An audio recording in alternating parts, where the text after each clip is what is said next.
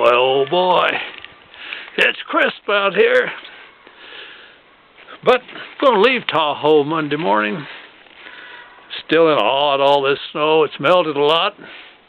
Right now we're in a position, if that huge amount of snow up there on the roof comes sliding, the camera's out of luck because I'm running without it. I'm looking up there at about 4 feet on the big roof, and on that little porch thing that I've been showing, must be a good 5 foot of snow there. And of course here, you know, behind me and around me, I'm surrounded by a bank of snow. It's a cool place to be. Lake Tahoe on March the 1st, 2008. Had the oil changed, and while I was there, I got to reading about this gentleman.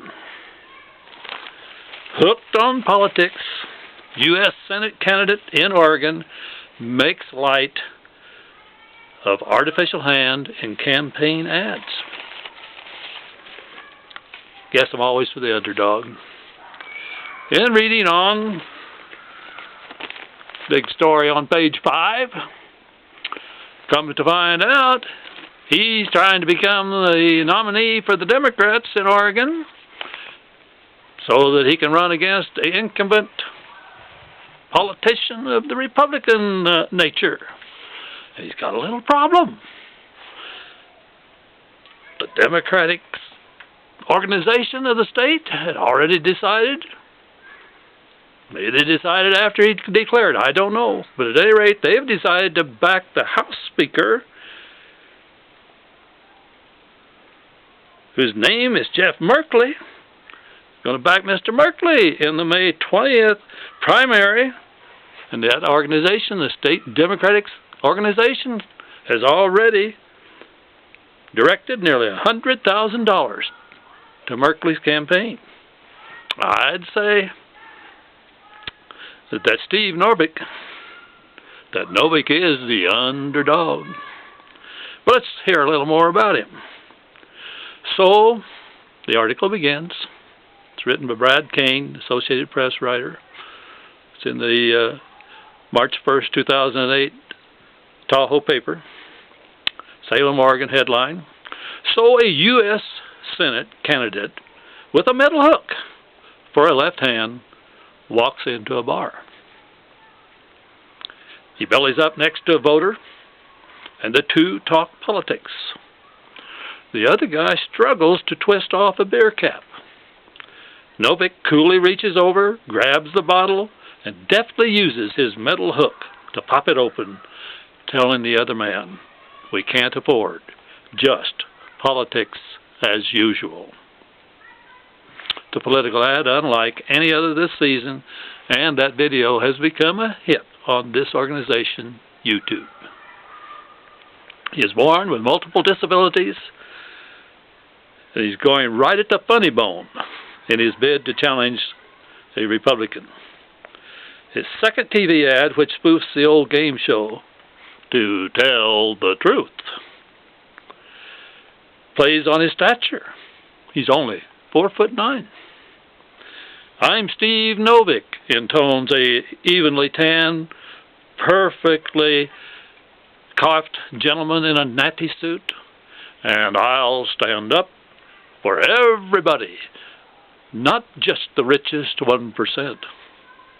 Then the camera pivots down, way down. And actually, Novick says, I'm the real Steve Novick. I don't look like the typical politician, but I won't act like one either. I will fight for the little guy. Pretty neat. Got my attention right away. I like the underdog in a lot of sports events. And I like the underdog in that Oregon Senate race. And the article goes on to say that what little polling has been done in the Democratic race shows the two candidates virtually tied as of last month. Most people, though, surveyed said they were undecided. Novick's a Portland lawyer. He hopes the ads to draw attention to his personal story of overcoming disabilities. Besides his left hand, bones in both of his legs, major bones in both legs, are missing, giving him an uneven gait. Think of this. The article goes on to say he graduated at age 18 from the University of Oregon and later was the youngest member of Harvard's law class of 1984. As a U.S. Justice Department lawyer, he battled polluters before returning to Oregon to fight against anti-tax and anti-union initiatives. In another, the article goes on, in another YouTube video, Novick supporters can be seen wearing T-shirts emblazoned with "Hooked on Novick," showing tiny metal hooks on each letter. I wish him luck. Obviously, the man's got a lot of pluck and is very, very gifted mentally. I have a feeling if he doesn't win this time, he'll be back to give it a crack on another day. But I'll bet he wins it this time around. Hope so.